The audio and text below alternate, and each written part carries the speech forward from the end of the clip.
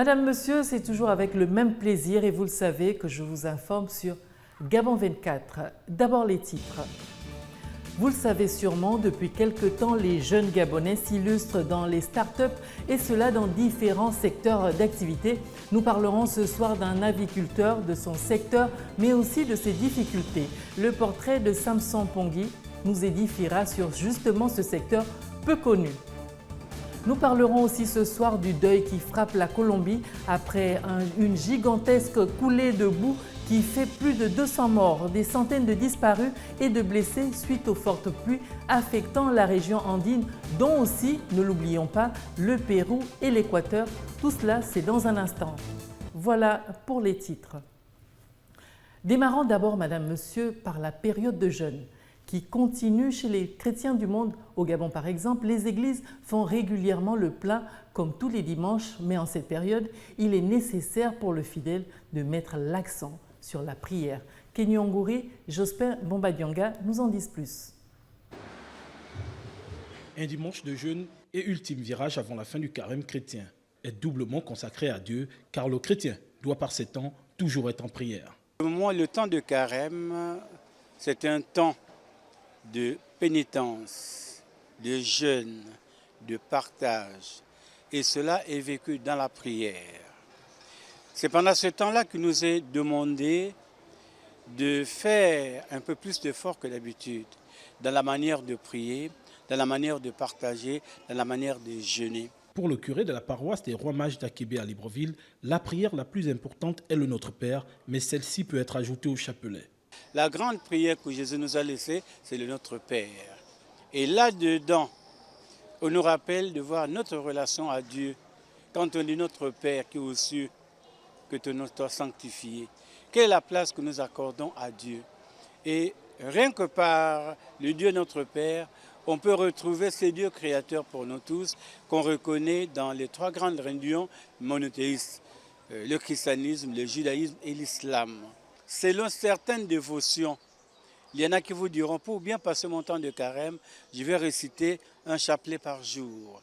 D'autres encore se diront, bon, je vais faire une neuvaine de prière pour ma conversion, ma réconciliation. Par la prière en ce temps de jeûne, les chrétiens se sentent plus proches de leur Créateur, que ce soit par le Notre Père ou par le chapelet. Le plus important, c'est la foi. Restons dans le même registre, parlons de la problématique de l'impact du jeûne sur la santé des uns et des autres dans ce reportage de Lambris Boubala et Jospin Bombadianga. En ce jour dominical, ils se sont rendus nombreux dans les lieux de culte pour rechercher la sanctification, la purification, mais aussi les miracles du Très-Haut. Le moment semble propice du fait que ce mois en cours est un mois de jeûne, donc période par excellence où l'on doit s'abstenir de boire et de manger. Une situation qui ne laisse pas insensibles les professionnels de santé qui pensent qu'un accent particulier devait être mis sur les personnes malades. Le carême demande de rester à jeun. Vous avez des carèmes à sec, des jeûnes à sec, ou des jeûnes qu'il faut couper à 18 heures. Mais il ne va pas rester toute la journée sans prendre son traitement. Ça peut lui causer, soit il peut faire un coma. Il peut faire un coma diabétique, par exemple. L'hypertendu, il peut faire des sueurs froides et l'entraîner à la mort.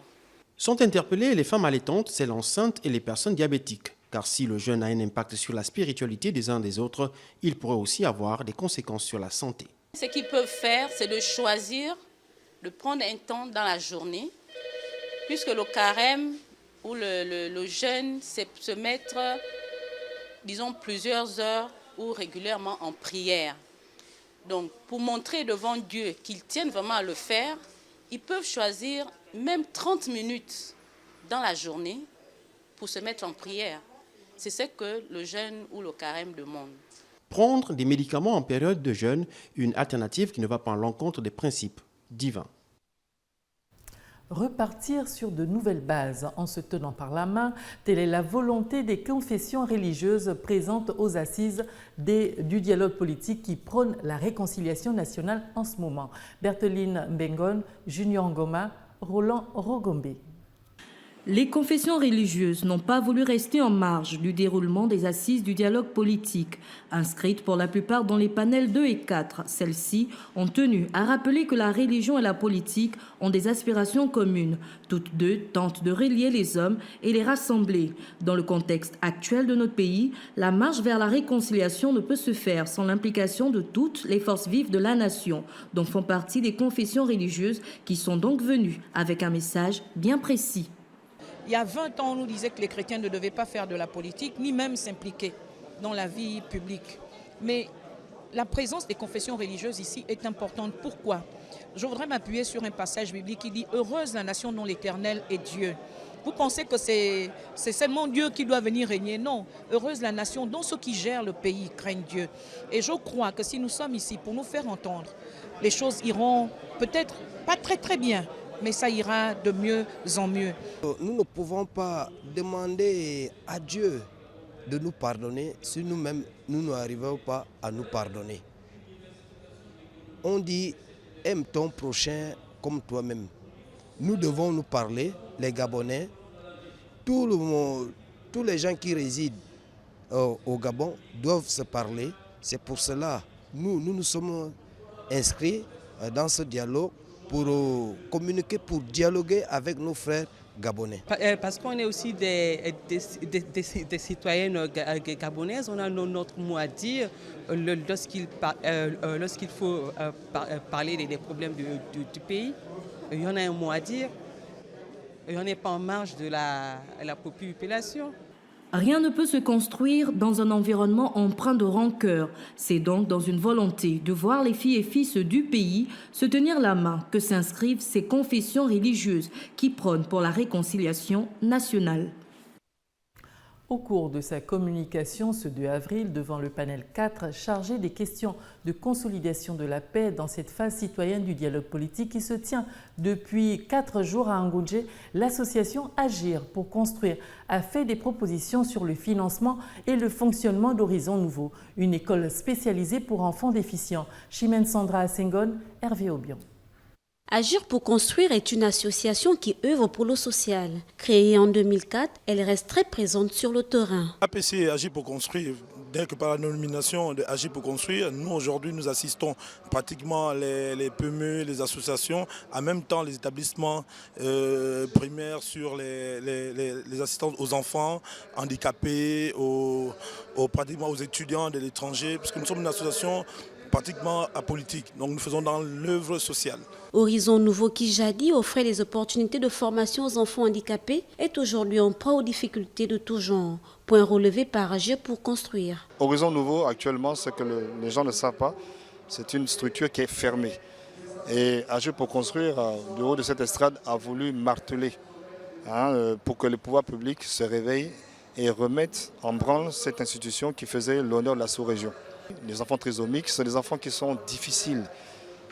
Ils ont des problèmes de santé et l'accompagnement que Horizon Nouveau leur apportait, c'était la contribution en soins, en prise de médicaments qui sont très onéreux. Sur 1200 associations enregistrées, 800 participent finalement à cette grande rencontre nationale et font des propositions qui, le moment venu, aideront certainement à écrire une nouvelle page de l'histoire du Gabon.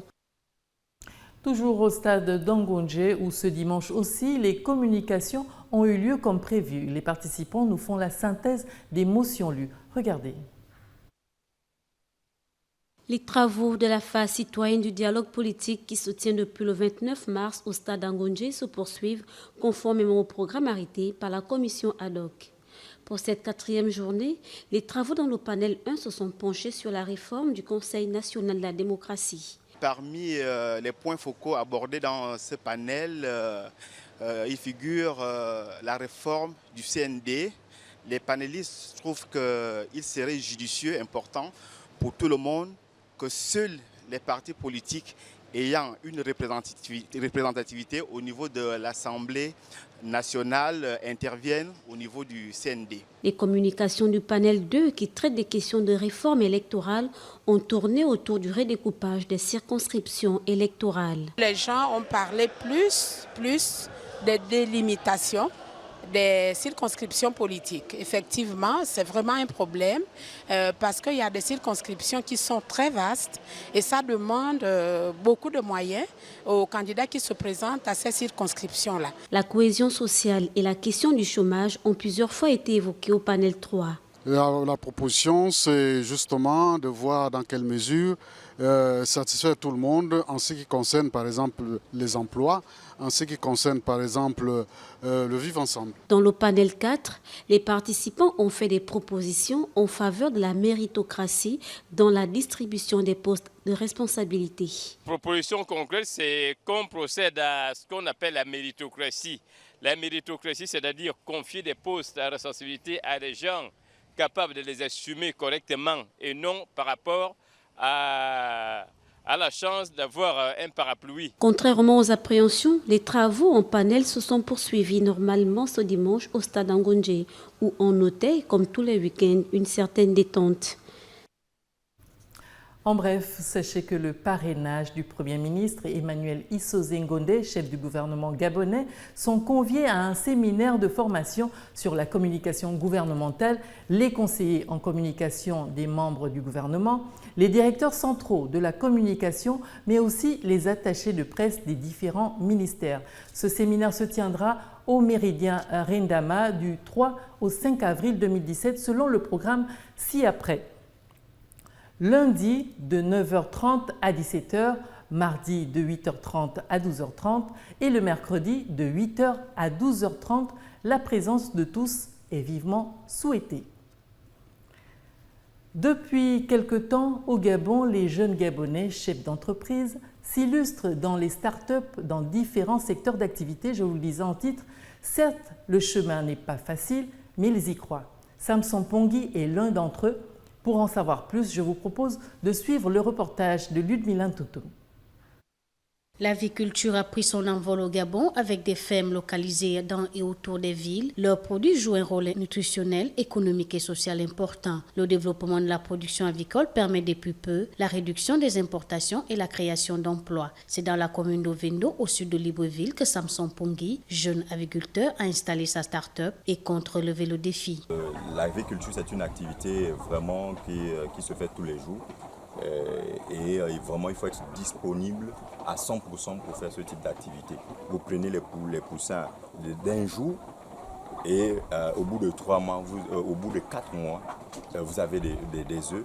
C'est la preuve que avec ça, vous pouvez vous en sortir. Parce que dès que vous avez commencé à avoir les premiers œufs, vous avez la possibilité d'être autonome. Soutenu et accompagné par l'incubateur des PME gabonaises, Junior Achievement, l'aviculteur reconnaît la main tendue de l'État, mais il faut revoir les mécanismes de financement. J'ai été incubé à GIE Gabon pendant 1 an.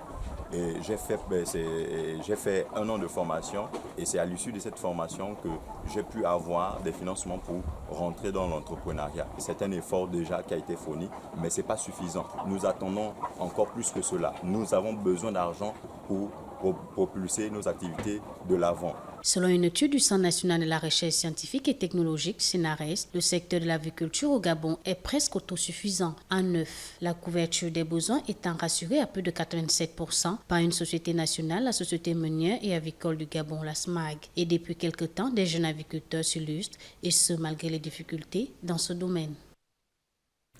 Débutons notre actualité en Afrique par le Bénin, où une semaine après leur sitting devant l'Assemblée nationale à Porto-Novo, les opposants au projet de révision de la Constitution ont de nouveau manifesté ce jeudi 30 mars à Cotonou. Le gouvernement du président Patrice Talon a rompu avec le silence samedi en donnant les bien-fondés de cette révision. Le récit est de Lardi Nguemamba. Au Bénin, le débat sur la révision de la Constitution initié par le président de la République Patrice Talon ne cesse de défrayer la chronique. Le projet prévoit notamment un mandat unique de 6 ans pour le chef de l'État, le financement public des partis, mais aussi l'interdiction des détentions et des gardes à vue pour les membres du gouvernement en fonction, ainsi que pour le chef de l'État. Pour la première fois, depuis que le texte a été envoyé à l'Assemblée nationale il y a 10 jours, le gouvernement s'est exprimé par la voix de son porte-parole, garde des Sceaux Joseph Djobenou, qui a répondu aux critiques en présence de plusieurs ministres. Nos contradictions sont passagères. assure Joseph Djobenou aux opposants qui dénoncent le renforcement du pouvoir du président. Il ne va faire qu'un seul mandat, martèle le membre du gouvernement. Le ministre de la Justice rassure aussi les magistrats en grève cette semaine. Le texte qui interdit la garde à vue et la détention provisoire pour les gouvernants n'organise pas l'impunité.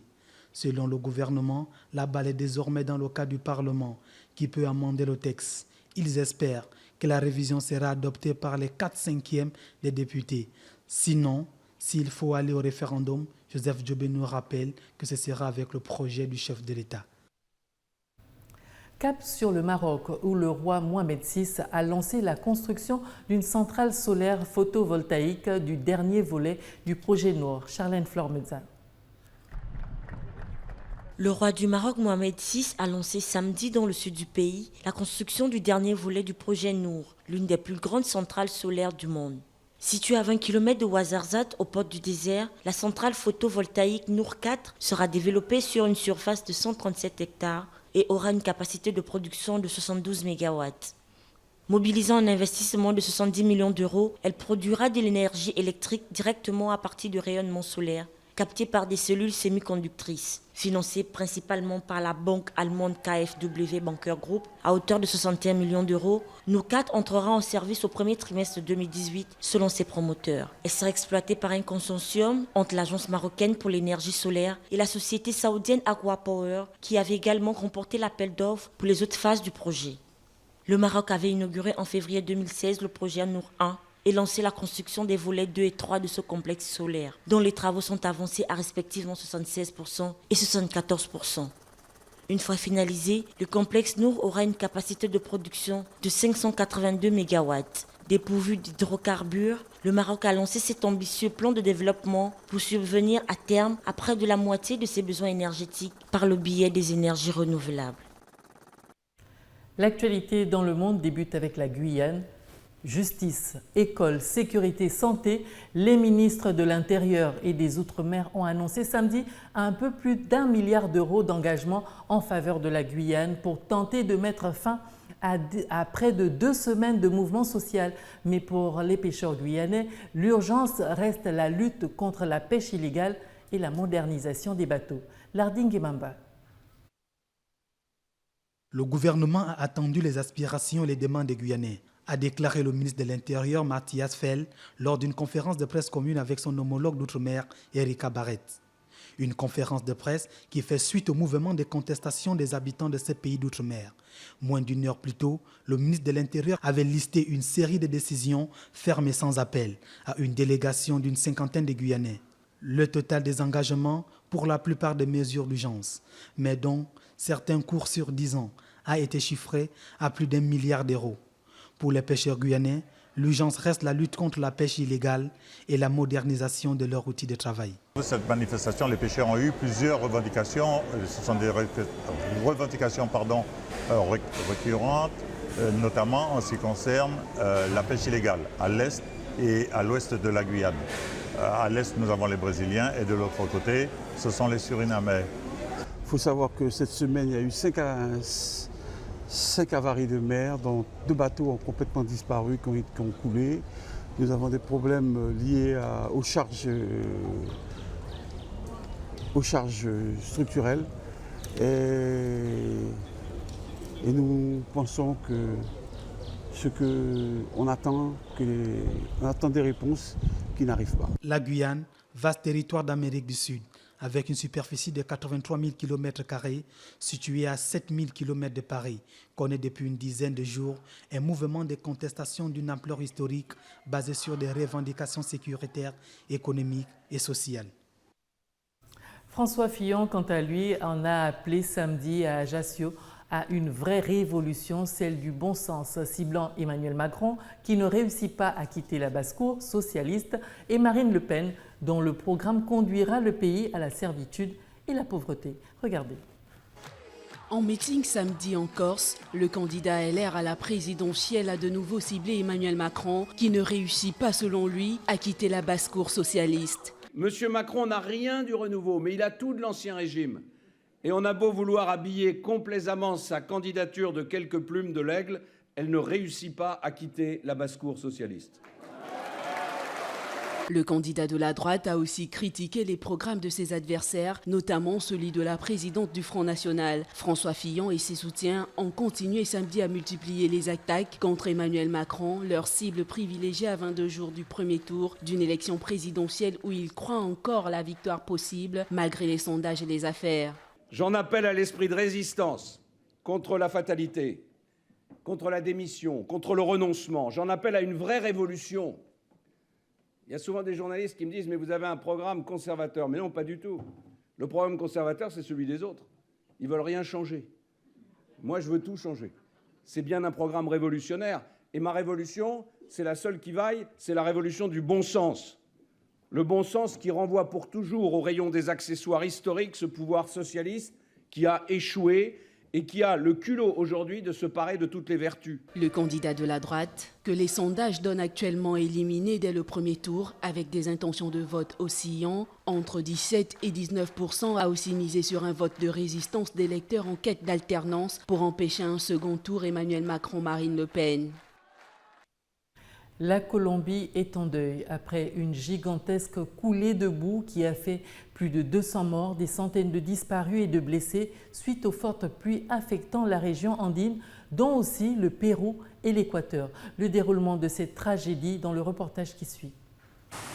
De violentes pluies dues au phénomène climatique El Niño affectent depuis plusieurs semaines le nord-ouest de l'Amérique latine. La Colombie en reste a fait les frais en perte en vies humaines. Une gigantesque coulée de boue a causé plus de 200 morts, des centaines de disparus et des blessés. La Croix-Rouge a répertorié 206 morts, 202 blessés et 220 disparus après cette catastrophe qui a ravagé tard vendredi soir la ville de Mocoa, chef-lieu du Putumayo, dans le sud du pays. Il y a une partie de moi qui se dit Dieu soit loué parce qu'il a pris ma famille en compte, ma famille est là. Mais une autre partie, de voir mes amis pleurer, d'autres crier demandant de l'aide et de voir ces gens qu'ils emportaient sous des draps, d'autres encore dans des sacs.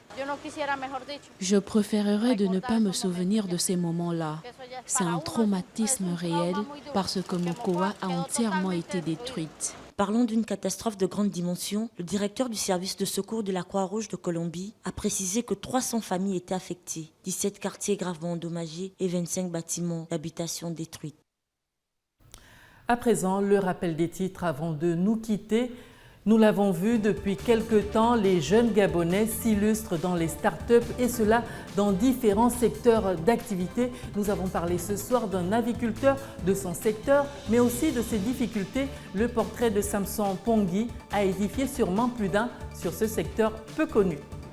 Nous étions aussi ce soir en Colombie où, nous l'avons vu, les détails du deuil qui frappe ce pays. Une gigantesque coulée de boue a fait plus de 200 morts, des centaines de disparus et de blessés suite aux fortes pluies affectant la région andine, dont, ne l'oublions pas, le Pérou et l'Équateur. Voilà, Madame, Monsieur, nous vous avons livré l'essentiel de l'actualité du jour. Merci à vous qui nous regardez de partout dans le monde. Restez sur Gabon 24 pour voir le Gabon autrement. Bonne fin de soirée à tous et à très bientôt.